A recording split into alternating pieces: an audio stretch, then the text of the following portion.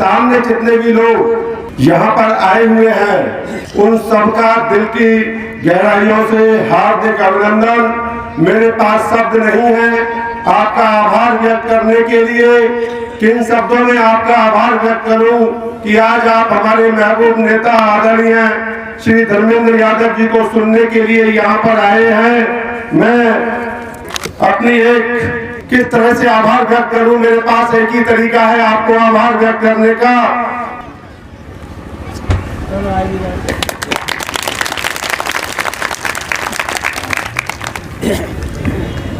आज अम्बेडकर बाग और समाजवाद की रोशनी में इस प्रांगण में हम सभी लोग संविधान बचाओ सम्मेलन के तहत यहाँ पर इकट्ठा हुए हैं। मैंने पहले भी इस गांव में एक मीटिंग की थी कनकवा गांव में, और कनकवा गांव की मेरी मीटिंग सबसे बड़ी मीटिंग थी। उसमें तमाम माताएं बहनें आई थी। हम लोगों ने तब भी वही बात रखी थी, आज भी फिर वही बात आपके रखने के बीच में आए हैं। देखिए, हम सभी लोग तथागत गौतम बुद्ध, बाबा साहब डॉक्टर बी.आर. अम्बेडकर और मान्यवर काशीराम साहब और नेताजी को मानने वाले लोग हैं। और हम ये भी जानते हैं कि आज इन महापुरुषों में से कोई भी हमारे बीच में नहीं है, लेकिन आज बाबा साहब डॉक्टर बी.आर. अम्बेडकर की अंतिम विरासत भारत का संविधान, जो इस सरकार के सत्ता में आने के बाद सत्ता के गलियारों में हाँफ रहा है, हम उसको बचाने के लिए आपके बीच में आए हैं। मैं आपको बता दूं कि बहुत सारे लोगों ने भारत के संविधान को नहीं देखा होगा। आज मैं आपको भारत के संविधान के दर्शन करा रहा हूं। ये भारत का संविधान हमारे देश में सर्वोपरि है। इससे ऊपर हमारे देश में कुछ भी नहीं है। सबसे ऊपर इस देश में है तो भारत का संविधान है। और ये संविधान इस देश में सर्वोपरि नहीं है, बल्कि संविधान में इतना वजन है कि यदि हम देश की सारी किताबों को मिलाकर तराजू के एक पल्ले पर रख दें और दूसरे पल्ले पर अकेले ही संविधान को रख दें, फिर भी ये संविधान उन सारी किताबों से भारी है। इतना वजन है इस भारत के संविधान में। ये संविधान बड़े ताज्जुब की बात है कि ये संविधान आज आईसीयू में भर्ती है, मृत्यु शैया पर पड़ा हुआ अंतिम सांस ले रहा है, और हम लोग मूक दर्शक बनकर के तमाशा देख रहे हैं। आज से 6-7 महीने पहले मैं बहुत चिंतित था। उसी चिंतन की अवस्था में बाबा साहब ने मेरे सपने में आकर के मुझसे कहा कि आप कुछ भी नहीं कर रहे हो, कुछ भी नहीं कर रहे हो। बड़े गुस्से में बाबा साहब मुझसे कहते हैं। मैंने बाबा साहब को जवाब दिया कि बाबा साहब मैं क्या करूं, ठीक ठाक नौकरी कर रहा हूं। बोले नहीं, तुम कुछ नहीं कर रहे हो। इसी समय वो अपनी किताब, संविधान की किताब लेकर के बैठ जाते हैं। तो मैं समझ गया कि बाबा साहब मुझसे उम्मीद कर रहे हैं कि इस देश का संविधान खतरे में है और तुम जाओ इसको बचाने का प्रयास करो। इसीलिए संविधान को बचाने के प्रयास के तहत मैं आपके बीच में आ गया। मैंने सोचा था इस संविधान को बचाने का प्रयास तो हमारी बहन कुमारी मायावती जी करती तो मुझे बहुत अच्छा लगता, लेकिन आज क्या कारण है, पता नहीं क्या बात है कि आज हमारी बहन कुमारी मायावती जी किस वजह से शांत है। मैं उसका कारण समझ नहीं पा रहा हूँ। इसीलिए मैं निकल पड़ा और उस सपने को साकार करने के लिए, जो सपना किसी जमाने में डॉक्टर नरिया, डॉक्टर अम्बेडकर ने संजोया था, और उस सपने को साकार करने का कार्य हमारे नेता मान्यवर काशीराम साहब और नेताजी मुलायम सिंह यादव जी ने किया था। लेकिन मनुवादी ताकतों ने आकर के उस सपने को छत बिछत कर दिया। उसके बाद में हमारी बहन कुमारी मायावती जी और हमारे आदरणीय और महबूब नेता आदरणीय श्री अखिलेश यादव जी ने उस सपने को फिर से साकार करने का प्रयास किया, लेकिन वो प्रयास फिर मनुवादी ताकतों के द्वारा असफल कर दिया गया। तब मैंने देखा कि जब बहन कुमारी मायावती जी गठबंधन से अलग हो गई तो बाबा साहब के तेजी से गिरते हुए मिशन को जब हमारे महबूब नेता आदरणीय अखिलेश यादव जी ने अपने दोनों कंधे लगा करके उसको थाम लिया, तो मैं भी समाजवादी पार्टी की तरफ जाने से अपने आप को रोक नहीं सका। जब आदरणीय अखिलेश यादव जी ने मुझको ये बाबा साहब अम्बेडकर वाहिनी की कमान दी थी तो मैंने उनसे कहा था कि सर मैं अम्बेडकरवाद के आंगन में समाजवाद का फूल खिलाऊंगा और आप समाजवाद के आंगन में अम्बेडकरवाद का फूल खिलाओ और दोनों फूल मिलकर के मान्यवर आदरणीय डॉक्टर B.R. अम्बेडकर और लोहिया जी, काशीराम साहब और नेताजी और हमारी बहन जी और अखिलेश जी के सपने को साकार करेंगे। और आज वो सपना साकार होता हुआ मुझे नजर आ रहा है। साथियों, यहाँ पर जितने भी ओबीसी समाज के लोग बैठे हैं वो एक बात जान लें, उनके दिमाग में बहुत दिनों तक ये बात रही कि संविधान ने हमको कुछ नहीं दिया। यदि वो भारत के संविधान का आर्टिकल 340 पढ़ ले तो उनको समझ में आ जाएगा कि 340 में यदि बाबा साहब ने पिछड़ा वर्ग आयोग के गठन का प्रावधान नहीं किया होता तो कोई पिछड़ा वर्ग आयोग नहीं बनता, और अगर पिछड़ा वर्ग आयोग नहीं बनता तो उनको आरक्षण नहीं मिलता। इसीलिए ये संविधान सबको सुरक्षा की गारंटी देता है। और जिस समय संविधान बनाते समय ये बहस चल रही थी कि जिन लोगों को हमें आरक्षण देना है उनको किस नाम से संबोधित किया जाए, तो किसी ने कहा कि SC/ST के नाम से संबोधित किया जाए, किसी ने कहा कि स्पेशल कैटेगरी रख दो।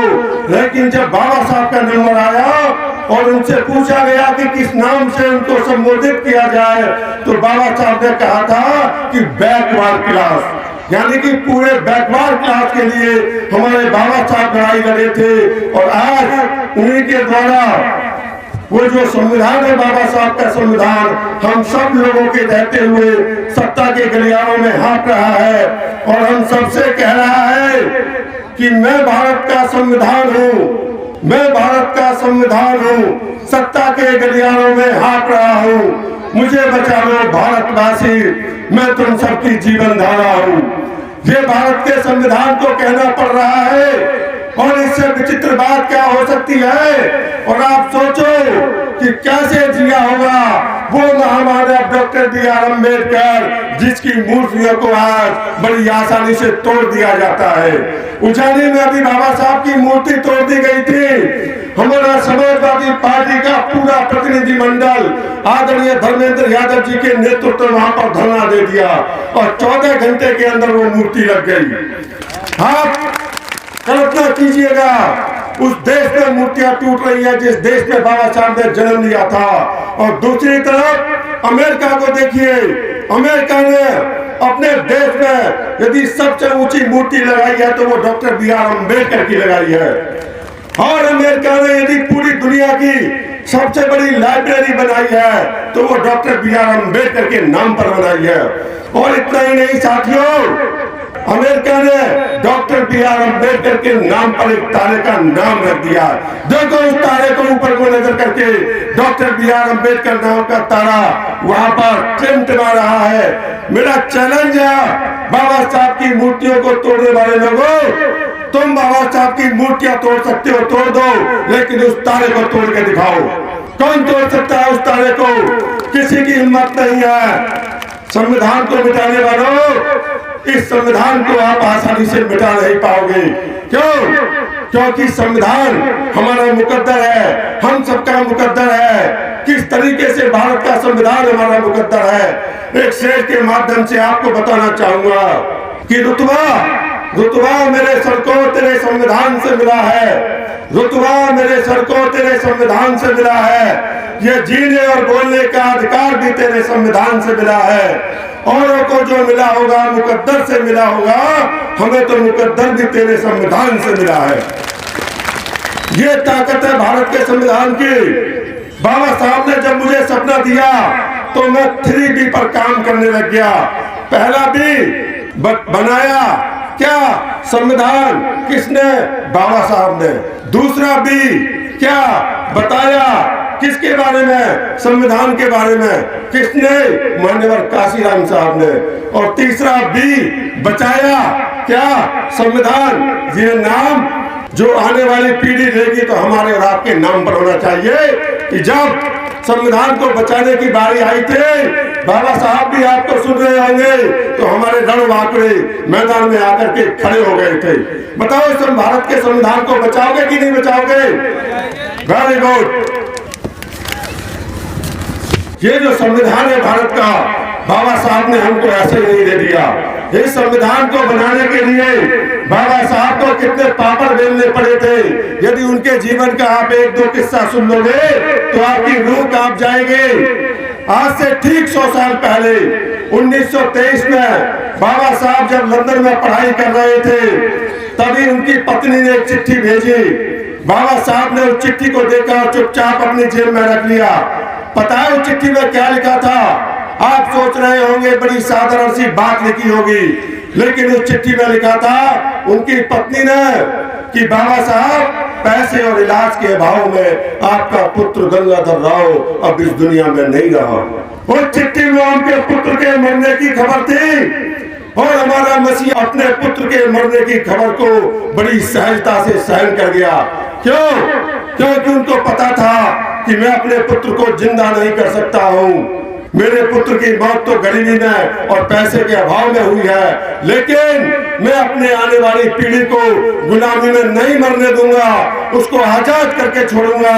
यही सोच करके बाबा साहब पढ़ने के लिए बैठ गए थे। आप कल्पना करो कि एक बाप अपने पुत्र के अंतिम दर्शन नहीं करना चाह रहा है। किस लिए? क्योंकि वो चाहे कि एक पुत्र के अंतिम दर्शन करके मैं अपने करोड़ों पुत्रों के अंतिम दर्शन नहीं करना चाहता। इसलिए बाबा साहब वहां पर रुक गए थे। यदि बाबा साहब ने उस समय अपने घर पर आने की गलती कर दी होती तो आज भी हमारे आगे हाड़ी और पीछे झाड़ू बंदी होती। इतना ही नहीं, आज से 80 साल पहले जब हमारे हक और अधिकारों की लड़ाई लड़ने के लिए बाबा साहब को लंदन जाना था, तो ठीक उसी दिन उनके दूसरे प्रिय पुत्र राजरत्न अम्बेडकर का निधन हो गया, जिसके बारे में उनकी पत्नी का जब सवाल करती थी तो बाबा साहब कहते थे कि रमा तुम चिंता मत करो, मैं जो कुछ भी कर रहा हूँ उसके दम पर मेरा राजरत्न अम्बेडकर एक दिन इस देश पर राज करेगा। जिस पुत्र के बारे में सोचते थे कि मेरा राजरत्न अम्बेडकर इस देश पर राज करेगा, वो पुत्र उनकी आंखों के सामने मरा पड़ा है। एक तरफ पुत्र की लाश और दूसरी तरफ लंदन का टिकट। बताइए हम में से, आप में से कोई भी होता तो क्या करता? अपने पुत्र के पास बैठ जाता, रोता, चीखता, पुकारता। लेकिन बाबा साहब ने ऐसा नहीं किया। जब माता रमाबाई को पता पड़ा कि बाबा साहब मानेंगे नहीं, हर हाल में लंदन जाएंगे, तो वो रोती हुई आई और बोली कि बाबा साहब, ऐसी विचित्र स्थिति में जब आपका सबसे प्रिय पुत्र मरा पड़ा है, आप लंदन जा रहे हो। तो बाबा साहब का जवाब था कि रमा, यहाँ तो मेरा सिर्फ एक पुत्र मरा है, यदि आज मैं लंदन नहीं गया तो मेरे करोड़ों पुत्र मारे जाएंगे। कौन थे वो करोड़ों पुत्र? हम और हमको और आपको जिंदगी देने के लिए हमारा मसीहा अपने पुत्र की लाश से गुजर गया, और हम करोड़ों पुत्र और पुत्रियां मिलकर यदि उनके संविधान को नहीं बचा सके तो हम बाबा साहब और संविधान के नाम पर कलंक के अलावा कुछ भी नहीं है। आप कल्पना करो कि एक तरफ तो बाबा साहब अपने टुकड़े के दुख और दर्द को अपने दिल में दफन करके लंदन जा रहे हैं, और दूसरी तरफ माता रमाबाई अपने पुत्र के शव को अपनी साड़ी के पल्लू में लपेटकर, कफन के भी पैसे नहीं थे, अपनी साड़ी के पल्लू में लपेटकर शमशान जा रही है। पिता हमारी लड़ाई लड़ने के लिए लंदन जा रहा है, माँ अपने पुत्र के शव को लेकर के शमशान जा रही है। ऐसी विचित्र स्थितियों का सामना करके बाबा साहब ने हमको ये संविधान दिया था। और इतना ही नहीं, जब वो लंदन पहुंचते हैं तो रात को अपने पुत्र के वियोग में रोते नहीं है, बल्कि पढ़ाई कर रहे होते हैं, क्योंकि दूसरे दिन अंग्रेजों के सामने उन्हें हमारा पक्ष रखना था। तब अंग्रेज लोग आए रात को, जब ज्यादा रात हो गई तो बोले कि बाबा साहब, बहुत रात हो गई है, आप कुछ खा लो और आराम कर लो, सो जाओ। तो बाबा साहब का जवाब था कि मेरे पास खाने के लिए पैसे और सोने के लिए वक्त नहीं है। लेकिन आज उनके संविधान की बदौलत हमारे बड़े बड़े अधिकारी और बड़े बड़े नेता जो बड़ी बड़ी कुर्सियों पर बैठे हैं, आज उनके पास ना तो खाने के लिए पैसे की कमी है, ना ही सोने के लिए वक्त की कमी है। यदि कमी है तो आज उनके पास इस संविधान को बचाने के लिए वक्त नहीं है। इसीलिए हमको आपके बीच में आना पड़ गया। ये संविधान कोई साधारण पन्नों से बनी हुई कोई किताब नहीं है। इस संविधान में बाबा साहब का मन, उनकी तपस्या, संघर्ष शामिल नहीं है, बल्कि उनके 4-4 बच्चों की कुर्बानियों का खून शामिल है। तब जाकर के ये हमको संविधान बना है। और ऐसा संविधान हम करोड़ों पुत्र और पुत्रियों के होते हुए यदि मिट जाए तो हमें अम्बेडकरवादी कहलाने का बिल्कुल भी हमें गर्व नहीं होगा। इसलिए इस संविधान को बचाना बहुत जरूरी है। लेकिन सबसे यक्ष प्रश्न ये है कि ये संविधान बचेगा कैसे? ये संविधान बचेगा कैसे? उससे पहले मैं आपसे ये जानना चाहता हूँ, क्या मुझे को लगता है कि भारत का संविधान खतरे में है, या आपको भी लगता है कि भारत का खतरे में है? बताओ, खतरे में है कि नहीं? हाथ उठाओ। ये हाथ बाबा साहब के डॉक्टर अम्बेडकर तारे की तरफ उठ रहा है। हाथ उठाओ उनकी तरफ। तो फिर आपको यह भी पता होगा कि संविधान को किससे खतरा है? किससे खतरा है भारत के संविधान को? भारत के इससे, भाजपा से। Very good. तो इसका मतलब है कि भारत का संविधान कैसे बचेगा? बहुत साधारण सा उत्तर है कि जिस वजह से संविधान को खतरा है, तब वो वजह खत्म नहीं होगी, तब तक भारत का संविधान बच नहीं सकता है। सही है गलत? इसका मतलब है कि भारत के संविधान को बचाने की प्रथम और अंतिम शर्त है इस सरकार को सत्ता से हटाना। लेकिन ये सरकार सत्ता से हटेगी कैसे? कैसे हटेगी? उससे पहले ये जानना होगा कि ये सरकार सत्ता में आई कैसे। हम सभी लोग जानते हैं कि कोई भी सरकार प्रधान से लेकर प्रधानमंत्री तक वोट के दम से ही सत्ता में आती है और वोट के दम से सत्ता से जाती है, और कोई तरीका नहीं है। सहमत है इस बात से? लेकिन हम ये भी जानते हैं कि हम वोट तो करते ही हैं, फिर सरकार सत्ता से जा क्यों नहीं रही? इसका मतलब है कि कहीं ना कहीं हमारे वोट करने का तरीका गलत है, तभी तो नहीं जा रही। और हमारा तरीका वही है जो भाजपा चाहती है। हमारा तरीका क्या है कि जब वोट डालने के लिए जाते हैं तो सपा वाले सपा में और बसपा वाले बसपा में और कांग्रेस वाले कांग्रेस में चले जाते हैं और भाजपा का रास्ता साफ कर देते हैं, और भाजपा भी यही चाहती है। सही कह रहा हूं या गलत है? इसका मतलब है कि हमें तरीका बदलना होगा। और यदि हम अपने तरीके से वोट करते रहे, यानी कि सपा वाले सपा में, भाजपा वाले भाजपा में और कांग्रेस वाले कांग्रेस में जाते रहे, तो ये सरकार अब तो क्या जिंदगी में कभी हटने वाली नहीं है। इसका मतलब हमें हर हाल में तरीका बदलना होगा। और तरीका क्या है? तरीका क्या है? हमें किसको वोट देना चाहिए? उसका जवाब ये है कि मान लीजिए मैं बहुत तगड़ा पहलवान हूँ और पूरे बदायूं लोकसभा को चुनौती दे दूं कि कोई भी मुझसे कुश्ती लड़ लो, तो बताइए ईमानदारी पूर्वक मुझसे कुश्ती लड़ाने के लिए आप अपनी लोकसभा के सबसे मजबूत पहलवान को लाओगे या सबसे कमजोर? सबसे, अरे जोर से बोलो भाई, सबसे मजबूत। मैंने अपनी नौकरी, परिवार सब त्याग दिया है संविधान को बचाने के लिए, और आप जोर से नहीं बोल सकते हो? बताओ, सबसे मजबूत को लाओगे सबसे कमजोर को? Very good. ऐसी आवाज दो तो मुझे भी लगे कि मेरी तपस्या कामयाब हो रही है। तो मजबूत पहलवान को देखते समय क्या उसकी जाति देखोगे? क्या उसका धर्म देखोगे? क्या उसकी पार्टी देखोगे?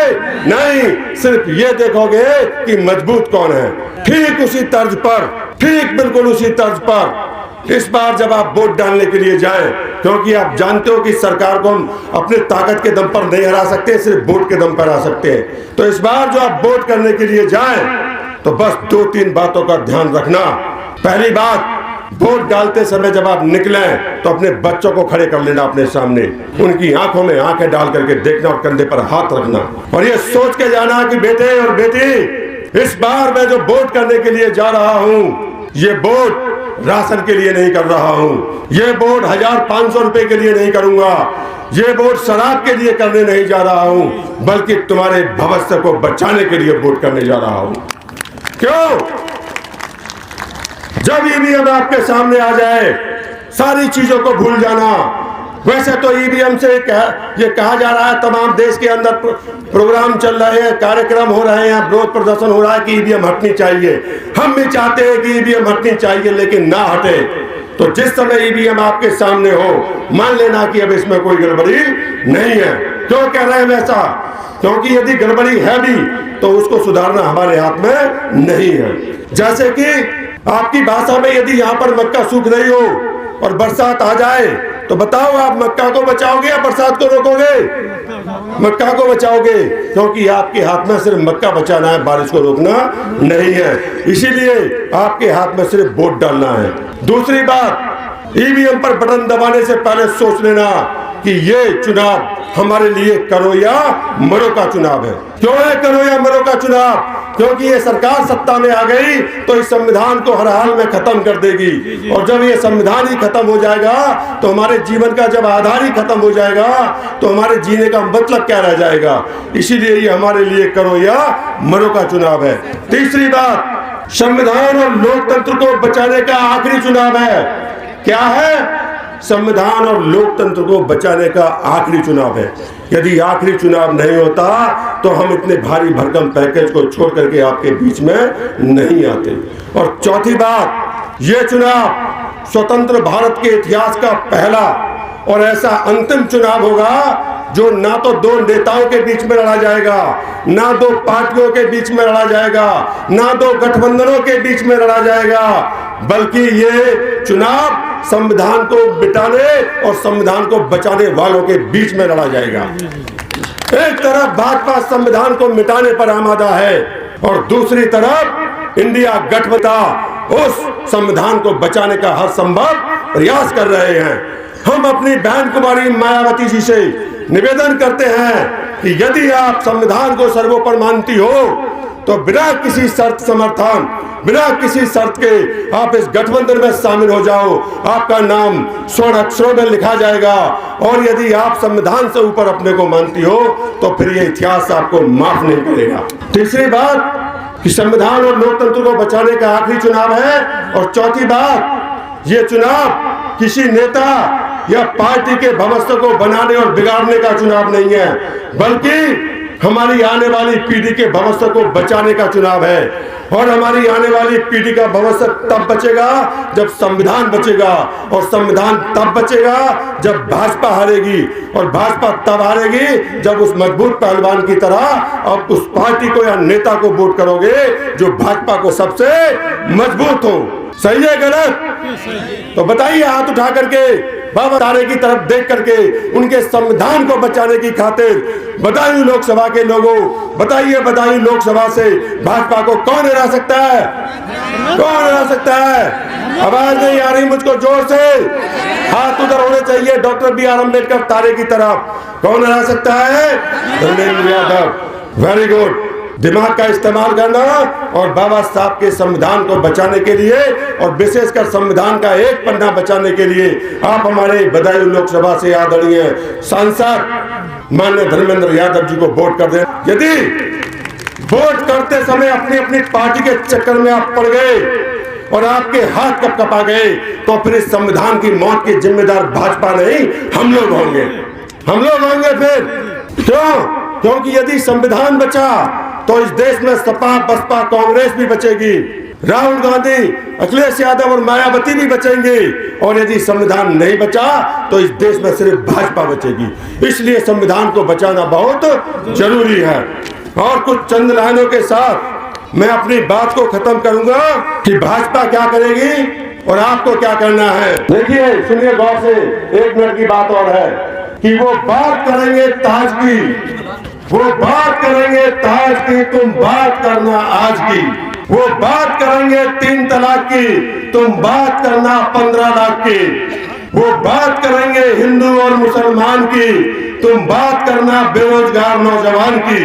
वो बात करेंगे भारत और पाकिस्तान की, तुम बात करना सीमा पर मरते जवान की। वो बात करेंगे हिंदुत्व और राष्ट्रवाद की, तुम बात करना आत्महत्या करते किसान की। वो बात करेंगे कब्रिस्तान और शमशान की, तुम बात करना गरीबी से मरते इंसान की। वो बात करेंगे मंदिरों और मस्जिद की, तुम बात करना स्कूल और हॉस्पिटल की। वो बात करेंगे धारा 370 की, तुम बात करना डूबते लोकतंत्र की। वो बात करेंगे गीता और कुरान की, तुम बात करना भारतीय संविधान की। वो बात करेंगे ईवीएम मतगणना की, तुम बात करना ओबीसी जनगणना की। वो बात करेंगे नफरत और दंगों की, तुम बात करना भूखे और नंगों की। वो बात करेंगे निजीकरण की, तुम बात करना आरक्षण की।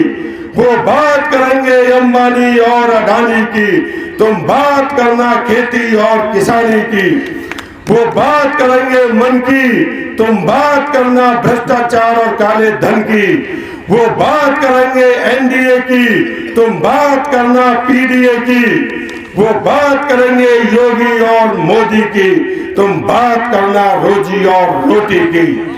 वो बात करेंगे गौसे और सावरकर की, तुम बात करना लोहिया और अंबेडकर की।